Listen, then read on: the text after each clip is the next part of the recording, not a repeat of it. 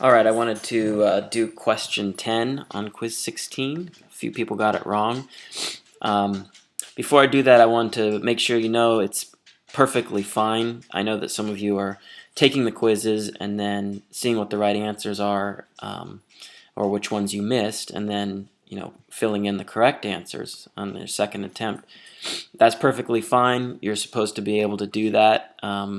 The quizzes really are for your learning purposes, right? So I'm not trying to take points away from you on the quizzes. However, it would really be wise for you not only to fill in the right answers on the second attempt, but to make sure you understand why those are the right answers. So if you're not sure why it's the right answer, then you should by all means ask a question either on the discussion board or email me, preferably on the discussion board.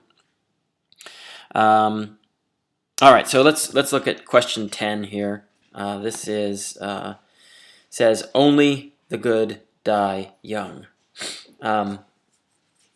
So we have four forms: all S are P, no S are P, some S are P, and some S are not P.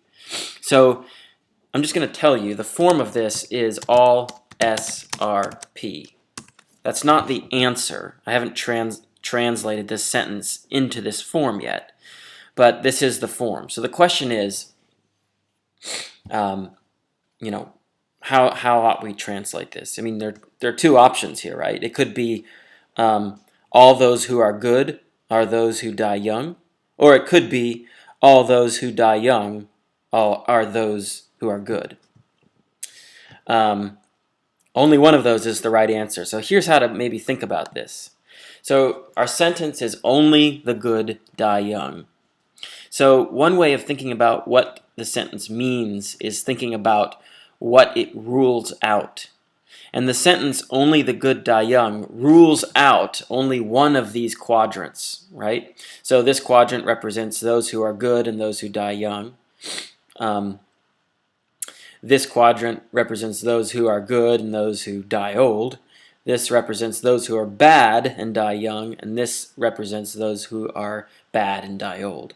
So which of the four of these does that sentence, only the good die young, rule out? Well, it doesn't rule out this, obviously. It doesn't rule out this quadrant because that's what it says, right? It says only the good die young.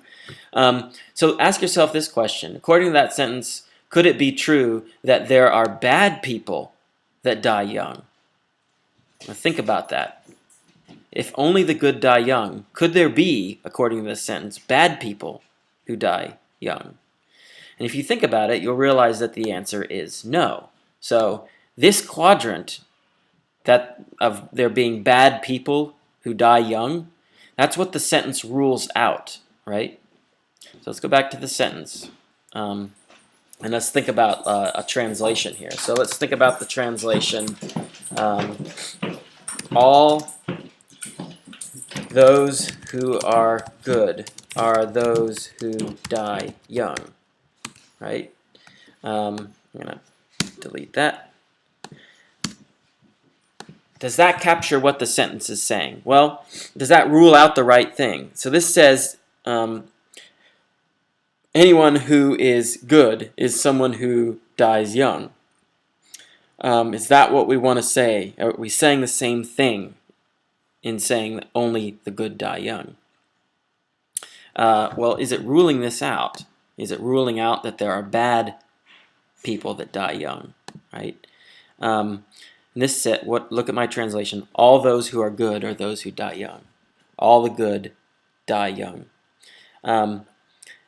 This isn't what the sentence is saying, right? What this is saying is that as long as you are good, so anyone who's good is going to die young. But that's not what our original sentence is saying. Our original sentence is saying not that everyone who's good dies young, but that of those people who die young, well, yeah, so the people who die young, all of them are good, and none of them are bad. That's what our original sentence is saying. And that's not what this translation says, right? So what our translation needs to be instead is this. All those who die young are those who are good, right? And that now captures the meaning of our original sentence.